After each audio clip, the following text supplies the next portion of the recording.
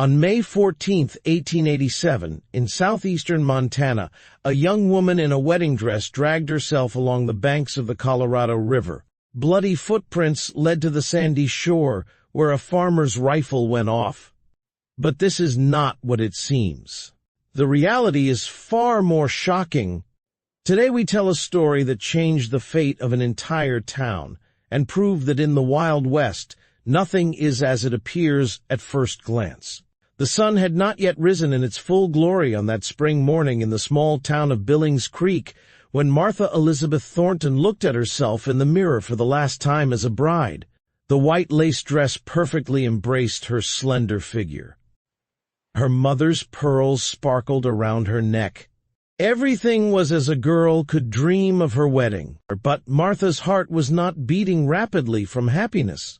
3 hours later, this same dress was bloody, muddy, and torn as Martha desperately tried to reach the river. The white silk was no longer white. The pearls were scattered in the dust. And somewhere behind her, footsteps echoed. How did she get here? The story began 6 months earlier when a stranger rode into town. His name was Tall Jim McCready, and he carried the kind of reputation one could only acquire in the Wild West. He was neither lawman nor outlaw. He was something entirely different. Martha first saw him in front of the church. The man had just dismounted his horse when their eyes met. McCready was without a hat, which was unusual at the time, and his hair was as black as night. But his eyes were those of someone who had seen too much in life. The townspeople received the stranger with suspicion. Billings Creek was a peaceful place where everyone knew everyone, and strangers rarely stayed long. But McCready behaved differently. He didn't look for trouble, didn't ask for work, just rented a room at the town's only hotel and spent days walking up and down the main street. Martha's fiancé, Thomas Whitmore, was the son of the local bank owner. He was a good match, and the families had arranged the marriage years ago. Thomas was a kind boy, reliable, and Martha knew she would be safe with him. But when McCready appeared in town, something changed within her. At first, their meetings were just random. Martha was coming out of the store when McCready was walking down the street. A nod, a smile, nothing more. But these moments began to change Martha's world. Then came that afternoon when Martha was walking by the river and McCready was sitting under a tree. They started talking. McCready told her how he lost his family in an outlaw gang attack in Kansas, how he became who he is now, and Martha told him about her dreams that she never dared to share with anyone. Subscribe to the channel if you love these deeply moving Western stories. The meetings became more frequent. Martha knew she was playing a dangerous game, but she couldn't stop. McCready saw something different in her than what appeared. Not just the banker's son's fiancée, but a woman with her own dreams and desires. 3 weeks before the wedding, Martha made her decision. She would run away with McCready. She knew what this meant. Her family would disown her, the town would despise her, and she could never return. But for the first time in her life, she felt she wanted to live, not just exist. The plan was simple. On the wedding day, when everyone would be in church, Martha would go out the back door, meet McCready by the river, and ride away together. They would start a new life somewhere far away, where nobody knows them. But Thomas Whitmore wasn't as naive as he appeared. He had grown suspicious weeks earlier. He saw how Martha's behavior had changed. He noticed the secret glances, the unexplained absences. And when he figured out who the man was who was stealing his bride, he made a decision. On her wedding day, Martha acted exactly according to plan. She got dressed, prepared for the ceremony, but when everyone was busy with preparations, she slipped out through the back door. Her heart was beating wildly as she headed toward the river. She felt free for the first time in her life.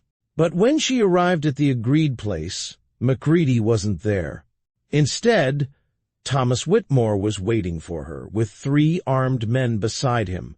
Martha tried to explain, but there was no understanding on Thomas's face, only cold anger. He told her he knew what she had planned, that McReady was no longer in town, that she would never see him again. What happened to McReady? Thomas only said that strangers couldn't stay long in Billings Creek. That's when Martha realized Thomas wasn't the kind, harmless boy she thought he was. Behind his family's wealth and influence lay a cruel power she hadn't seen before. When Martha tried to escape, the men chased after her. The white wedding dress made running difficult, but Martha didn't give up. She headed toward the riverbank, hoping that McReady was still waiting for her somewhere.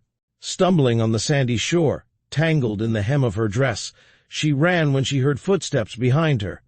Thomas shouted after her to come back, that she had to marry him, that she had no choice. Martha reached the riverbank. The water was cold and fast. If she jumped in, she might survive. If she went back, she knew Thomas would never let her go, and her life would become hell. That's when she heard the voice that changed everything. "Let her go, or I'll shoot." But it wasn't Thomas who shouted. A farmer stood on the opposite bank, his rifle aimed at Thomas. At first, Martha didn't understand what was happening. Then she saw the man standing next to the farmer. It was Jim McReady. The farmer, whose name was Ben Walker, had been watching what was happening in town for days. He had seen how Thomas's men had taken McReady away. He had heard their plans, and he decided to help. Thomas and his men stopped for a moment.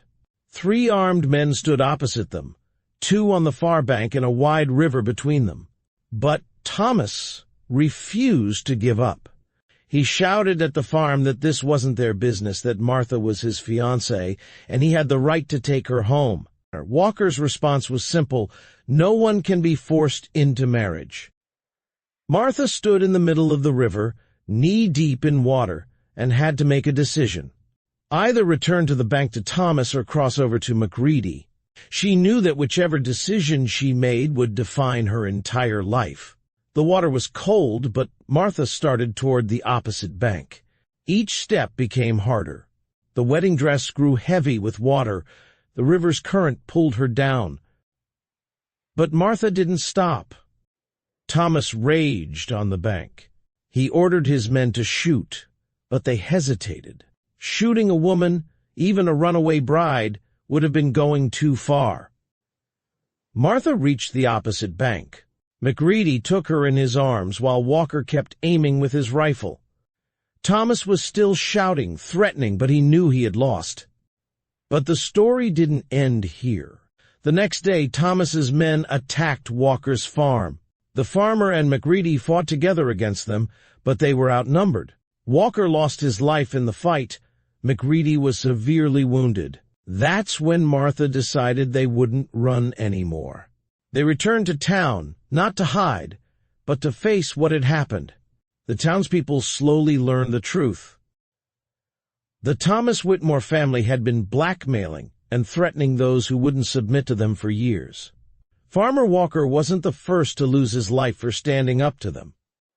Martha and McReady testified against Thomas. Other people came forward with similar stories. The Whitmore family's power collapsed. Thomas Whitmore was eventually imprisoned, but not for the violence against Martha. It was discovered that he had also stolen the family bank's money, and many families lost their savings because of him. Martha and McReady eventually got married, but not in the town. They left and started a new life. But before that, Martha went back one last time to the riverbank where everything was decided. She left the tattered wedding dress at the water's edge. The next day, a local woman found it and kept it for years. She said the dress was a symbol of freedom. But what's truly interesting in this whole story wasn't Martha's decision, nor McReady's appearance in town. Rather, it was a tiny detail that nobody noticed at the time. Ben Walker, the farmer, wasn't there by accident that morning at the riverbank. He knew something that no one else did. Something that explains why Thomas Whitmore was so desperately clinging to Martha, and why he was willing to even kill to have her. Farmer Walker was an old friend of Martha's father, and he knew that Martha had inherited something she wasn't even aware of.